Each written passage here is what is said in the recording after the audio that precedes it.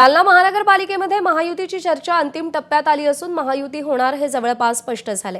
काल रात्री झालेल्या बैठकीनंतर आज संध्याकाळी 4 वाजता भाजप शिवसेना आणि अजित पवारांच्या राष्ट्रवादीची एकत्रित बैठक होणार आहे। यामध्ये आता जागा वाटपाचा अंतिम आढावा घेतला जाणार आहे। जालना महानगरपालिकेत 100% युती होणार असून याची घोषणा होणार असल्याचं शिवसेना आमदार अर्जुन खोतकर यांनी म्हटलंय।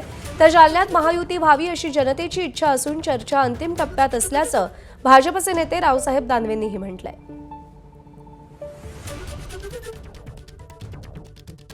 आणि आज 4 वाजता आमची पुन्हा एकदा युतीच्या संदर्भामधली बैठक आहे।